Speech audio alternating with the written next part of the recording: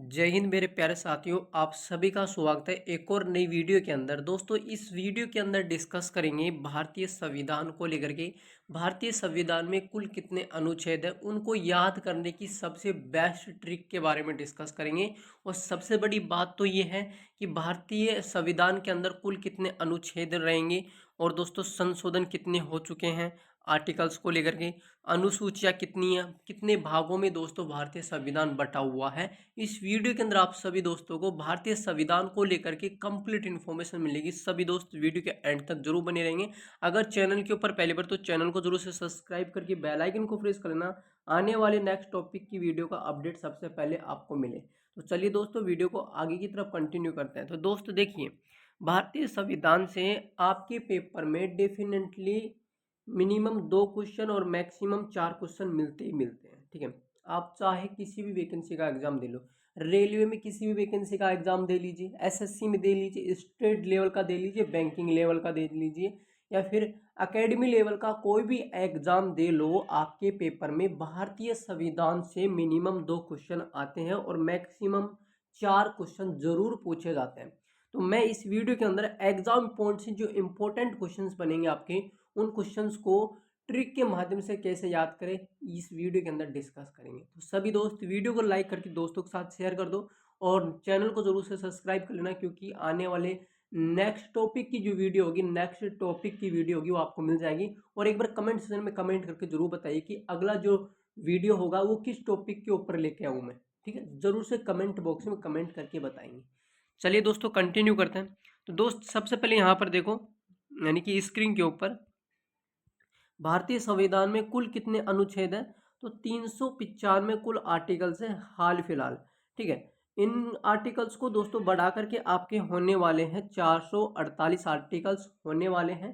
ठीक है, यानी कि जो बाकी आर्टिकल्स हैं इनको दोस्तों क्या किया जा रहा है, धीरे धीरे दोस्तों आपका बनाया जा रहा है। ठीक है, अब बात करते हैं नेक्स्ट पॉइंट पे, कितनी अनुसूचियां हैं। तो अनुसूचियां 12 हैं, और अगर भाग की बात करें तो 25 भाग हैं। ठीक है, और इसके बाद में नेक्स्ट पॉइंट पे डिस्कस करेगी 22 भागों में दोस्तों आपका संविधान बटा हुआ है, यानी कि 3 जो भाग अलग से निकल कर आ रहे हैं इनको दोस्तों इंक्लूड किया जाएगा, यानी कि इंक्लूड होने वाला है किसके थ्रू, यानी कि संविधान संशोधन के थ्रू इनको आगे दोस्तों भविष्य में 3 और भाग ऐड होंगे। फिलहाल कितने भाग आपके, 22 भाग टोटल। ठीक है, ये आपको ध्यान में रखना है।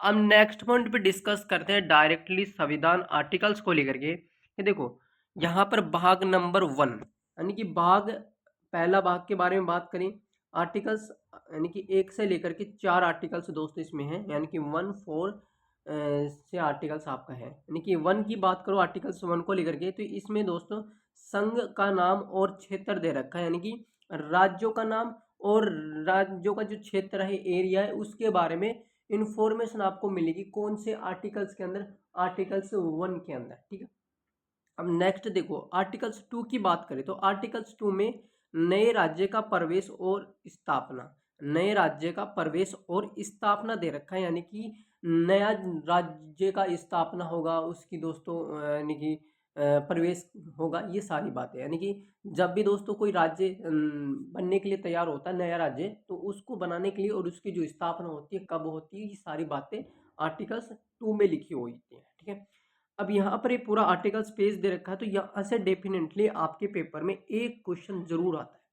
ठीक है, इस भाग से। अब नेक्स्ट भाग के बारे में बात करें, भाग नंबर 2। तो भाग नंबर 2 की बात करो, यहाँ पर भाग जो 2 है, 2 के अंदर आर्टिकल्स कितने हैं, 5 से लेकर के 11 तक आर्टिकल्स हैं आपके, यानी कि 5 से लेकर के 11 अनुच्छेदों का उल्लेख इस भाग के अंदर किया गया है।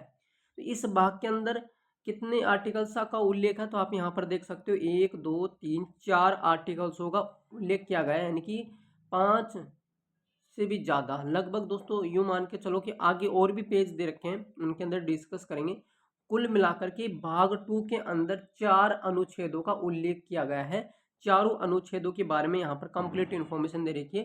कि अनुच्छेद 6 की बात करते हैं, यहाँ पर पाकिस्तान से भारत में आकर बसने वाले व्यक्तियों की नागरिकता अधिकार मिलती है, अधिकार जो होता है वो मिलता है दोस्तों, यहाँ पर दे रखा है। इसके बाद में नेक्स्ट पॉइंट पे देखो, नागरिकता का अधिकार का रख रखाव करना, भाई नागरिकता है, भारत की नागरिकता हो गई, तो इसकी रख रखाव करना, इसकी रूपरेखा को दोस्तों क्या करना, यानी कि कर्तव्य निभाना, ये सारी बातें आर्टिकल्स 10 में दे रखी हैं, यानी कि आर्टिकल्स 10 के अंदर। ठीक है, अब नेक्स्ट आर्टिकल्स के बारे में पढ़ते हैं। अब भाग 3 की बात करूं, यानी कि भाग 3 की, इसके अंदर जो आर्टिकल्स दे रखे हैं, कितने आर्टिकल्स हैं, तो इसके अंदर आर्टिकल 12 से लेकर के 35 तक, यानी कि 35 आर्टिकल्स दे रखे हैं।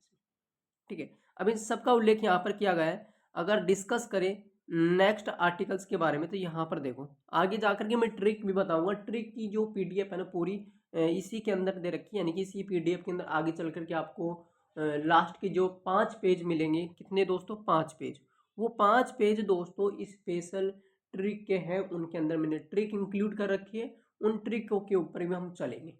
सबसे पहले यानी कि बेसिक देख लेते हैं, बेसिक तौर पे हम आर्टिकल्स को यहाँ पर रीड कर लेते हैं। नेक्स्ट आर्टिकल्स के बारे में अब देखो, समानता का अधिकार। समानता का अधिकार यानी कि समानता का अधिकार क्या बोलता है, आर्टिकल्स 14 से लेकर के 18 तक इसके अंदर दिया हुआ है। अगर मैं बात करूं यहाँ पर आर्टिकल्स 17 यानी कि अनुच्छेद 17 की बात करते हैं, अस्पृश्यता का उल्लेख किया गया है, यानी कि अस्पृश्यता का उपाधियों का जो अंत है, ठीक है, वो आर्टिकल्स 18 में दिया गया है। उपाधियों का अंत, कोई भी व्यक्ति दोस्तों पहले के ज़माने में क्या होता था कि उपाधि ली जाती थी, कोई भी व्यक्ति होता था यानी कि पर्वतों पे जाकर के उपाधि ग्रहण करता था। तो इस तरह से दोस्तों भी ये सारी जो प्रक्रिया है, ये जो यानी कि रूपरेखा, ये सारी बंद हो गई है कि अब दोस्तों उपाधि लेना यानी कि एक कानूनी अपराध माना गया है। ठीक है, अब नेक्स्ट पॉइंट पे देखो, आर्टिकल्स 15 के बारे में। अनुच्छेद 15 क्या बोलता है, लिंग, धर्म, जाति, रंग या जन्म स्थान के आधार पर भेदभाव का निषेध। भेदभाव यानी कि बहुत सारे समाज के अंदर लोग हैं, ठीक है, उनमें से कुछ लोग ऐसे भी होंगे, आपने देखा भी होगा, सुना भी होगा, कि एक दूसरे के ऊपर दोस्तों भड़कते बहुत ज़्यादा है, यानी कि एक दूसरे के ऊपर तुलना करते हैं। ठीक है, लिंग को लेकर के, धर्म को लेकर के, जाति को लेकर के, रंग, भेदभाव, वस्त्रों को लेकर के जो वेशभूषा होती है कि इसके आप अच्छे पास कपड़े हैं, इसके पास गंदे कपड़े हैं, इसके पास यानी कि कपड़ों की जो रेंज है वो डाउन है, इसके पास ज़्यादा है। तो इस तरह से जो भेदभाव करते हैं ना, ये भी दोस्तों एक कानूनी अपराध की कैटेगरी में आता है। तो इसके अंदर जो आर्टिकल्स लगाया गया है वो आर्टिकल 15 है, यानी कि अनुच्छेद 15 में ये उल्लेख दे रखा है कि ये सारी बातें यहाँ पे लिखा गया है। अगर आप इन बातों के अकॉर्डिंग अगर दूसरे को यानी कि हानि पहुंचाते हो, तो आपका यानी कि आर्टिकल्स लगेगा 15, यानी कि कानूनी अपराध माना गया है इस बात को लेकर के। ठीक है, आप समझ रहे होंगे। अब नेक्स्ट पॉइंट पे डिस्कस करते हैं दोस्तों, नेक्स्ट आर्टिकल से, यानी कि स्वतंत्रता का अधिकार, सबसे बड़ा अधिकार, यानी कि संविधान के अंदर जितने भी आर्टिकल्स हैं उनमें से सबसे इम्पोर्टेंट आर्टिकल्स 32 आर्टिकल्स, और इसके बाद में जो यानी कि स्वतंत्रता का अधिकार है वो दोस्तों इम्पोर्टेंट है। अब देखो, स्वतंत्रता का अधिकार अनुच्छेद 19 से लेकर के 22 तक डेटा दे रखा है। अगर बात करें आर्टिकल्स 21 के अंदर, यानी कि अनुच्छेद 21 में क्या दे रखा है, जीवन और व्यक्तिगत स्वतंत्रता का संरक्षण।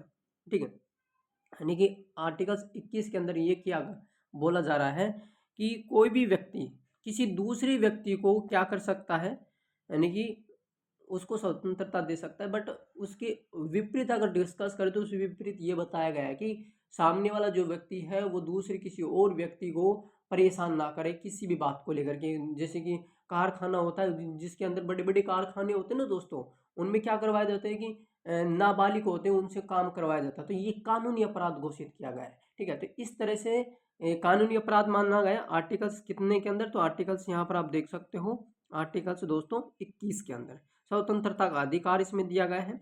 20 के अंदर देखो, अपराधों को दोषी पाए जाने से संरक्षण, यानी कि कोई भी अपराध होता है तो उसको दोषी के बारे में जो उल्लेख किया गया है आर्टिकल्स 20 में दिया गया है। ठीक है, इसके बाद में नेक्स्ट जो आर्टिकल्स होगा वो आप सभी के सामने है यहाँ पे। शोषण का अधिकार, भाई सबसे इंपॉर्टेंट आर्टिकल्स ये है, शोषण, यानी कि बहुत सारे आपने कांड सुने होंगे। ठीक है, जैसे कि फैक्ट्रियों के अंदर काम करवाना नाबालिग के पास में, जिसकी 18 एज नहीं हुई है, 18 से नीचे सब दोस्तों नाबालिग ही होते हैं। 18 से जैसे उनकी एज ऊपर हो जाती है तो ऐसा समझो कि वो योग कौशल योग अवस्था में आ जाते हैं, तो वो योग अवस्था के अंदर आते हैं तो उनसे काम वगैरह सब होता ही है। ठीक है, तो यहाँ पर दिया गया कि मानव की तस्करी और उनसे जबरदस्ती काम करवाना कारखानों में, फैक्ट्रियों के अंदर, ये कानूनी अपराध माना गया है। यानी कि मनुष्य को, इंसान को बेचना खरीदना, ये भी कानूनी अपराध माना गया है। कौन से आर्टिकल्स के अंदर कौन सा अनुच्छेद लगेगा, किस अनुच्छेद में इसका उल्लेख किया गया है?